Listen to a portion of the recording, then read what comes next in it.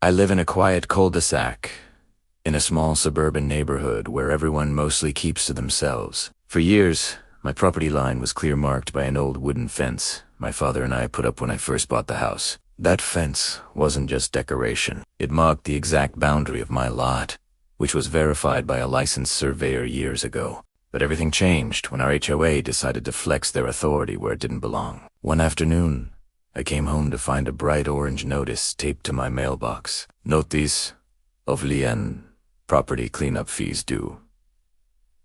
The HOA claimed that I had failed to maintain the common strip of land behind my fence. According to them, I was responsible for overgrown weeds and debris in that area, which they said lowered the community's appearance. The total charge, $2,300, plus administrative costs. At first, I thought it was a mistake. That strip wasn't common property. It was part of my deeded lot, fenced off, and maintained by me for years. But when I emailed the HOA's management company, I got a curt reply. The area behind your fence is HOA property, per community mapping records.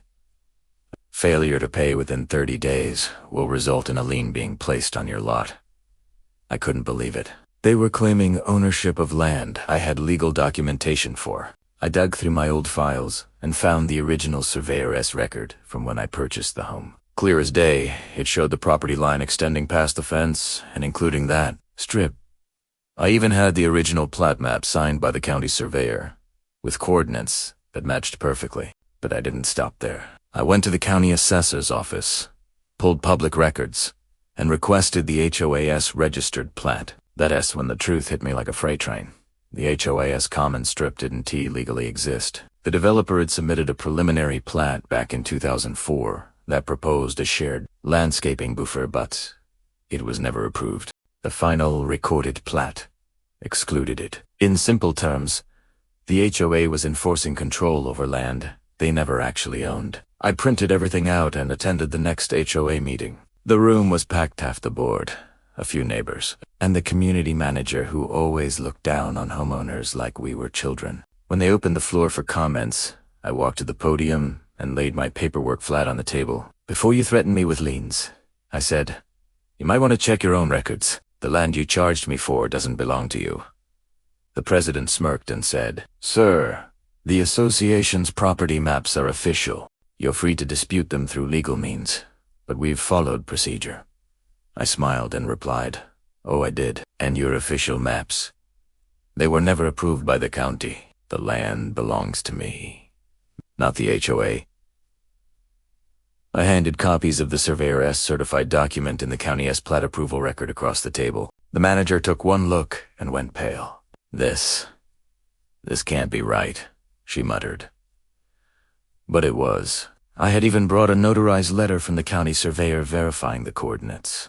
The room went silent. One of the board members, who had clearly grown tired of the HOA president's arrogance, leaned forward and said, If the land isn't ours, we have no legal right to charge him anything. The president tried to recover, insisting they needed time to review, but it was too late. The next week I received an official notice from the HOA's attorney. The lien placed on your property has been rescinded. The charges assessed were determined to be in error. No apology, no acknowledgments, just a dry legal retraction. But I wasn't finished. I filed a small claims action for slander of title, since they had placed an invalid lien against a recorded property. I attached all my evidence and cited the exact county record that proved the HOA never owned the strip. 2 months later, I got a settlement offer. They wanted to avoid a court ruling that might expose their overreach to the entire community. I agreed on one condition. They issue a written statement acknowledging that the HOA holds no authority over any portion of my property.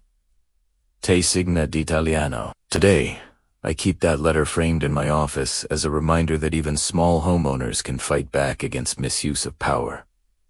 The best part, once word spread, other neighbors started digging into their own property lines. Turns out, the HOA had been charging multiple homeowners for maintenance on land that wasn't theirs either. Within a few months, half the neighborhood had demanded refunds, and the management company quietly terminated its contract. That same HOA president resigned for personal reasons shortly after. I didn't throw a party or anything, but I will admit, watching the new board send out a community-wide apology email felt pretty good. In the end, all it took was one person refusing to back down, one old survey record, and a bit of patience to unravel their entire power play. Sometimes, the truth really does live in the paperwork. ChatGPT can make